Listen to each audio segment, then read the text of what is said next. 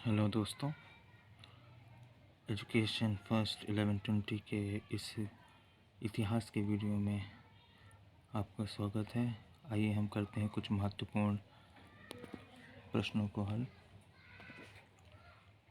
पहला प्रश्न है, हीन सांग के अध्ययन के समय नालंदा विश्वविद्यालय, जो कि उस समय बौद्ध दर्शन के लिए प्रसिद्ध था, के कुलपति कौन थे? इसका उत्तर होगा आचार्य शीलभद्र थे। अगला प्रश्न है, चारों आश्रमों का उल्लेख कहाँ मिलता है?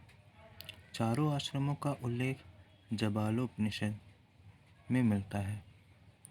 चार आश्रमों में आश्रम व्यवस्था जो उत्तर वैदिक काल में स्थापित हुई थी, उसमें चार आश्रम माने जाते हैं। पहला ब्रह्मचर्य आश्रम, जो 0 से 25 वर्ष तक की आयु तक के लिए माना गया है।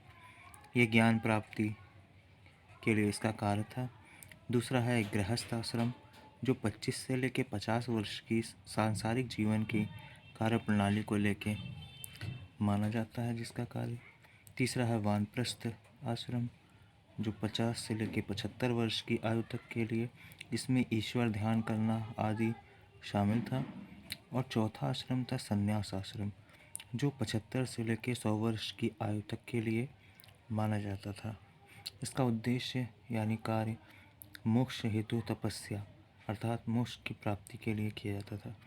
गृहस्थ आश्रम को सभी आश्रमों में श्रेष्ठ माना गया है। इसके लिए आगे प्रश्न देखते हैं।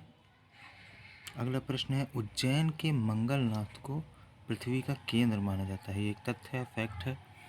इसके साथ साथ ही अखंड भारत का केंद्र बिंदु बरसाली बैतूल को भी माना जाता है। और मध्य प्रदेश के परिप्रेक्ष्य में अविभाजित भारत का केंद्र बिंदु करौंदी, जो कि कटनी में है, उसे माना जाता है। और वर्तमान भारत का केंद्र बिंदु विदिशा को माना जाता है। और मध्य प्रदेश MPPC के लिए भी ये प्रश्न इम्पॉर्टेंट है, तो उसके में मध्य प्रदेश का केंद्र बिंदु भी एक प्रश्न है। उसका उत्तर होगा सागर। मध्य प्रदेश का केंद्र बिंदु सागर को कहा जाता है। अगला प्रश्न पढ़ते हैं, वाकाटक वंश का संस्थापक कौन था? वाकाटक वंश का संस्थापक विंध्यशक्ति प्रथम, ये विदिशा का शासक था। अगला प्रश्न देखते हैं, मालवा का परमार वंश का संस्थापक कौन था? मालवा का परमार वंश का संस्थापक उपेंद्र राज था। अगला प्रश्न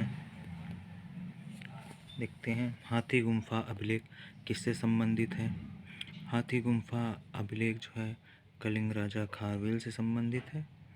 और इसके साथ साथ ऐहोल अभिलेख पुलकेशिन द्वितीय से, देवपाड़ा अभिलेख बंगाल शासक विजय सेन से, ग्वालियर अभिलेख प्रतिहार नरेश भोज से, और जूनागढ़ अभिलेख रुद्रदामन शासक से संबंधित है। अगला प्रश्न है, लिंगराज मंदिर कहाँ स्थित है?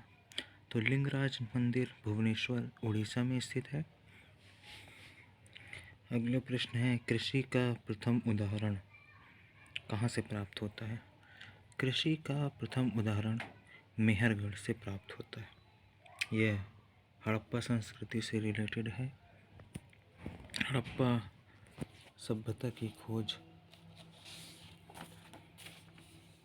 राय बहादुर दयाराम साहनी ने 1921 में की थी।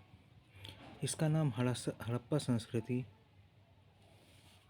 पड़ा क्योंकि इसकी जानकारी सबसे पहले 1921 में पाकिस्तान में अवस्थित हड़प्पा नामक आधुनिक स्थल से प्राप्त हुई थी।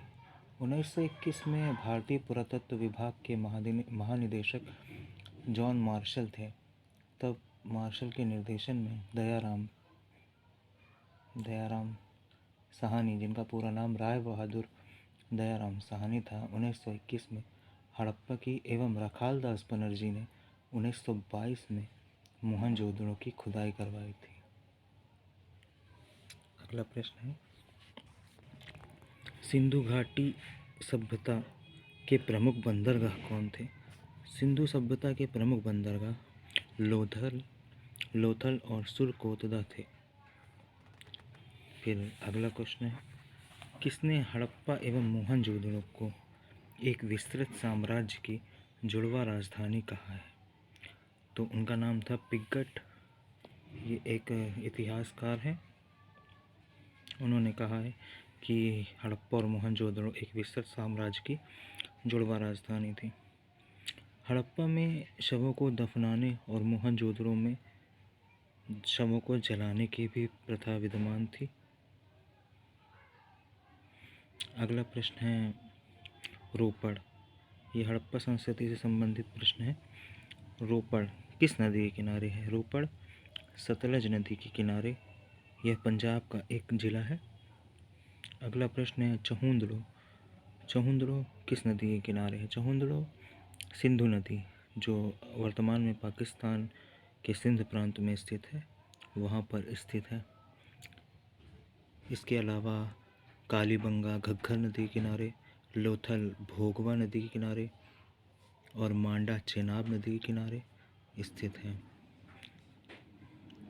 यह थे कुछ महत्वपूर्ण प्रश्न इतिहास के।